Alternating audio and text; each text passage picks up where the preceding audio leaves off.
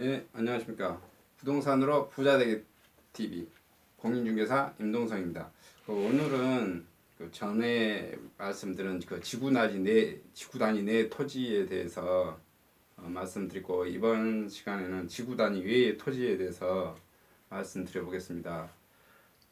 저는 토지를 지구 단위 내 토지야, 지구 단위 외의 토지로 이렇게 나눈다고 그랬잖아요. 그래서 지구 단위 내의 토지는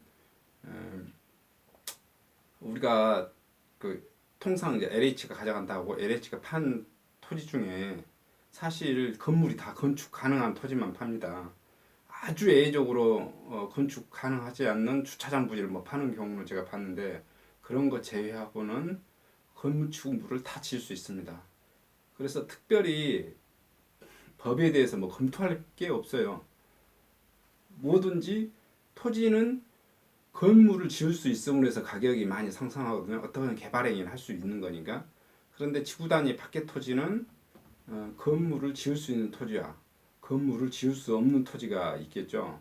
그러면 우리가 봐보시면 지구 단위 밖의 토지는 건물을 지을 수 있는 토지가 있고 없는 토지가 있습니다. 그러면 일단 사지 말아야 될 땅은 뭐겠습니까?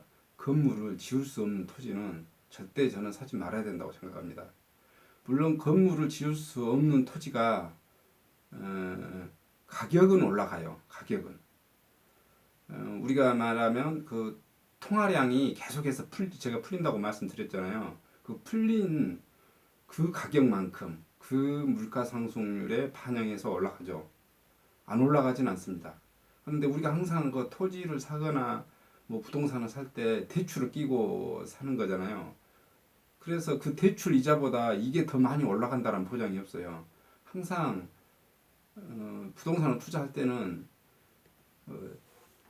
저는 떨어진 것을 단 한 번도 본 적이 없는데, 물론 이거 일시적 조정 받은 거다 치고요. 큰 시간상을 놓고 보면 10년, 20년, 30년, 40년, 50년을 놓고 보면 떨어진 것이 없고 계속해서 올라가는데, 문제는 내가 대출을 이겼을 때 이자 부담이 올라가는 것과 대출 이자가 누가 더 많냐 이거죠. 대출액이 더 커버리면 금융권인 은행이 이익이겠죠. 그래서 사지 말아야 될 땅을 저는 아래와 같이 이렇게 말씀드립니다. 우리나라 국토의 70%가 임야라고 그러잖아요. 네이버 지도를 놓고 대한민국을 그대로 계속해서 축소시켜 보면 한팔선 이남의 모든 땅들이 한꺼번에 컴퓨터 모니터 상에 보이잖아요. 그러면 거기서 봐보면 실질적으로 대한민국 국토의 대부분이 임야입니다. 그러면 임야에다가 건물 지을 수 있습니까? 임야는 땅 가격이 뭐 평당 1,000원 한 것도 있고 500원 한 것도 있고 막 그렇습니다. 그거 예를 들어서 가지고 있어봤자 뭐 20년 30년 보유해봤자 특별히 뭐 할 것도 없어요. 특히 이제 임야가 경사도가 낮거나 임야의 뭐 마을 아래 밑자락 그런 땅 정도는 괜찮겠는데, 뭐 중턱 이상 올라가 버리면 할 수 있는 게 제가 보기에는 아무것도 없어요. 산에 해발이 뭐 낮다고 할지라도 해발 200m, 300m, 150m밖에 안 된다 할지라도 산 정상에 있어요. 그런 땅을 막 평당 10만 원에 팔아달라고 하는 매도인 분도 많이 막 보거든요. 개발지 근처라고. 그거 중개사가 소개해 드릴 수도 없거니와 거기서 50년, 100년이 흐른들 거기 뭐 어떻게 해볼 수 있는 것은 절대 아니라고 저는 봅니다. 또 그런 거에 기획부동산이라든지 그런 거에 속아 넘어가서도 안 되고, 특히 기업부동산 같은 경우 절벽을 팔아먹기도 하지 않습니까? 절벽 같은 산을 팔아먹어요. 그런 것은 절대로 사시면 안 된다는 것이고, 또 하나는 이제 개발 제한 구역 토지죠. 개발 제한 구역 토지도 이건 이제 그린벨트라고 일명 말하는 거잖아요. 개발 제한 구역은 우리나라의 서울에 있습니다. 서울에 박정희 대통령이 전 대통령이 만들어 놓은 거죠. 이제 이분이 전국의 국토를 놓고 서울 시내와 서울 주변에 있는 경기도 일부를 포함해서 우리 인간들이 숨을 쉬기 위해서 어느 정도 무분별한 난방 개발을 방지하기 위해서 개발 제한 구역 설정했고, 그것은 풀리기 전까지는 그 어떠한 경우도 건물을 지을 수가 없습니다. 건물을 지을 수 없는 땅에다는 그 가격 상승이 아주 미미합니다.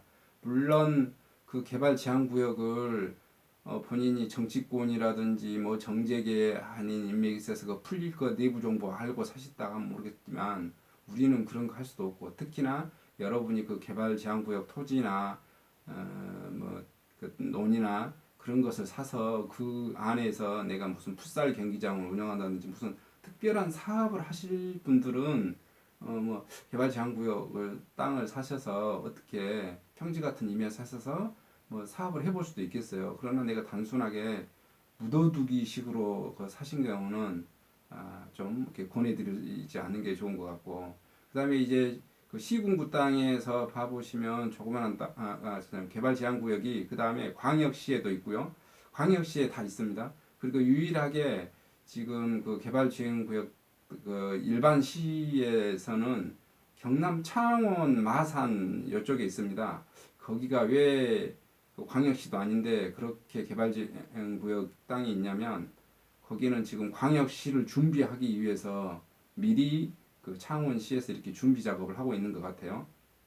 그 외에는 개발 제한 구역 땅이 없습니다. 일반 시에는. 그다음에 이제 일반 시군구에는 농림지역이라는 땅이 있어요. 이 농림지역은 쉽게 말해서 뭐 예전에 말을 하면 그 절대농지라고 비슷합니다. 뭐 그다음에 농업 뭐 보호구역 있고 진흥구역이 뭐 있고 그러는데 보호구역은 괜찮다는, 제가 보기에는 농업 보호구역이든 진흥구역이든 아주 그 원래 농사를 지을 수 있는 사람만 외적으로 그 어, 보호구역에서 뭐 일부 뭐 분할해서 해줄 수 있다고 하는데, 그런 것도 근본적으로 제가 보기에는 건축물이 지을 수 없다고 봐요. 내가 땅 예를 들어서 1000평을 샀으면 저 1000평을 다 개발해야지 거기서 100평만 떼가지고 건물 짓고 뭐 990평은 놀릴 겁니까? 그런 의미에서 보면 농림지역도 땅도 전혀 투자의 대상에서 제외시켜야 됩니다. 그리고 서울시에 가면 서울시 땅에는 비오톱이라고 하는 서울시 조례가 있어요. 이게 걸리면 뭐 지금 뭐 개발 제한 구역보다 더 할 정도예요. 뭐 아무것도 할 수 없습니다. 이것도 이런 땅 사시면 절대 안 되시고, 그다음에 이제 뭐 군사 보호 구역 뭐 특별히 뭐 걸린 거 있죠. 그다음에 뭐 상수원 보호 구역 뭐 이런 것 뭐 하여튼 이런 종류의 건물을 지을 수 없는 것을 규제하는 것에 걸리면 절대 안 된다라는 것입니다. 이 정도 땅에만 제외하고, 이제 뭐 시골 지역 시군구에서는 예를 들어서 보정 관리, 생산 관리, 계획 관리 이런 땅을 사시면 될 것 같아요. 이런 데서 뭐 전이냐 답이냐 과소이냐 이런 건 지목은 제가 보기에는 전혀 중요하지 않아요. 지목은 제가 보기에는 다 같은 땅이고, 그것이 무슨 뭐 염전이 됐든 뭐가 됐든 다 지목은 중요한 게 아니고, 그 용도 구역이 어떻게 정해져 있는가, 건물을 지을 수 있는 땅인가 못 짓는 땅인가. 예를 들어서 도심지의 광역시 땅이나 서울시 땅 같은 경우도 뭐 이렇게 생산관리네 생산녹지네 자연녹지네 이렇게 개발 제한 구역만 아니면 괜찮다고 보여지는 거고요. 하여튼 건물을 지을 수 있는 땅이어야 되는데, 또 여기서 한 가지 더 중요한 게 뭐냐면 맹지가 아니어야 된다는 겁니다. 보통 저도 이제 저는 부모님으로부터 물려받는 땅이 한 1000평 정도 있습니다. 이게 쉽게 말하면 지구 단위 외의 땅이겠죠. 제가 중학교 때쯤인가 고등학교 때쯤에 고등학교 한 1학년인가 그때쯤에 물려받은 것 같아요, 증여로. 지금 뭐 제가 물려받았는지도 모르고 계속해서 그 부모님이 농사짓고 계속해서 지금도 부모님이 관리하고 계시고 서류상으로 제 이름으로 되어져 있는 거죠. 이런 땅이 가격이 거의 뭐 물가 상승률 정도만 올라가지 거의 올라가지 않고 계속 있습니다. 이게 제가 가지고 있는 땅도 절대 농지, 즉 그런 농업진흥구역 땅이거든요. 평생 농사만 지으라는 거죠. 그 반면에 이런 저 같은 경우는 지구 단위 내 토지만을 이렇게 해봤고, 그것을 뭐 회사에서 직접 해봤고, 개발의 속도가 워낙 빠르기 때문에 제가 그 앞전에 강의했을 때 지구 단위 토지 내에는 그 개발의 속도를 중요시 여긴다고 했잖아요. 보통 봐보면 2, 3년이면 그 어느 정도 쇼부가 나왔더라고요. 지구 단위 내 토지는 당첨된 지 6개월 안에도 쇼부가 날 수 있고 아주 빨리 쇼부가 납니다. 그러나 지구 단위 밖의 땅은 보통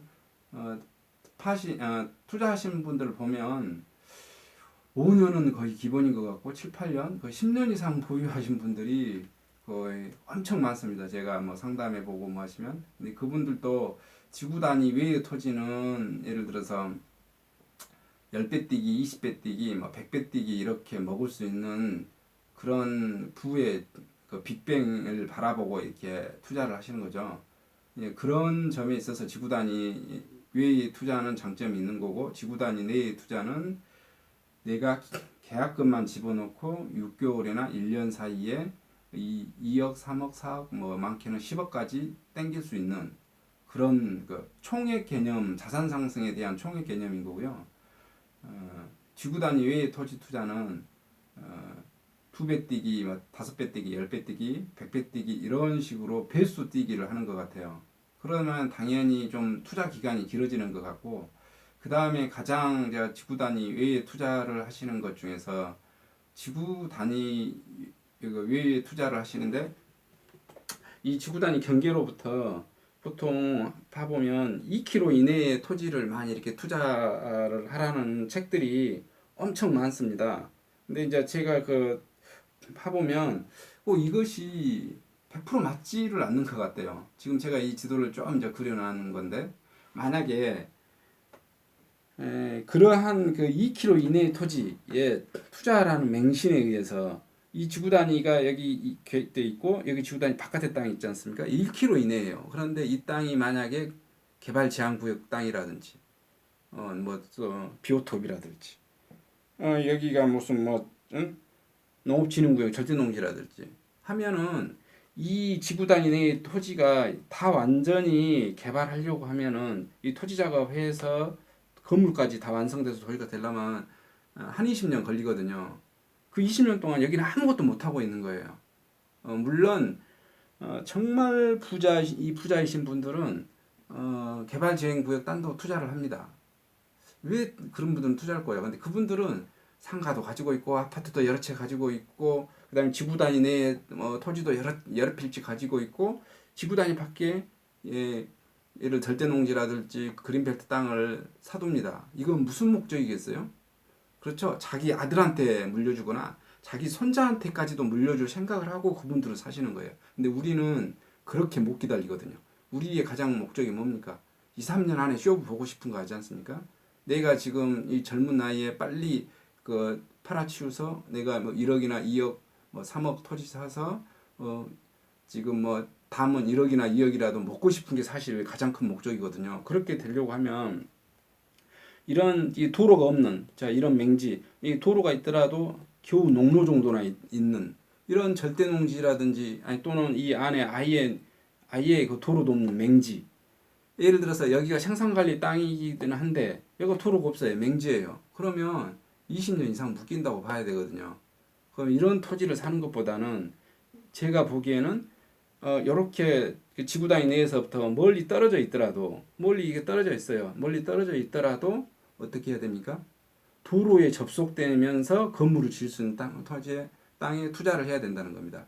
이게 저는 가장 더 중요한 것 같아요. 그러면 지구 단위 내의 토지가 어떤 거는 지금 어떤 그 많은 저자분들이 봐보면 부동산 책에 봐보면 2km 이내에 막 투자하라고 그러는데 저는 이것은 말도 안 되는 소리일 것 같아요. 왜 말도 안 되는 소리냐면 그냥 물론 저도 말도 안 되는 소리라고 주장할 수도 있겠지만은 제 생각이 틀릴 수도 있다라고 어필할 수 있겠어. 근데 제가 보기에는 그것보다는 이 지구 단위 내의 규모가 중요하다는 거예요. 규모가.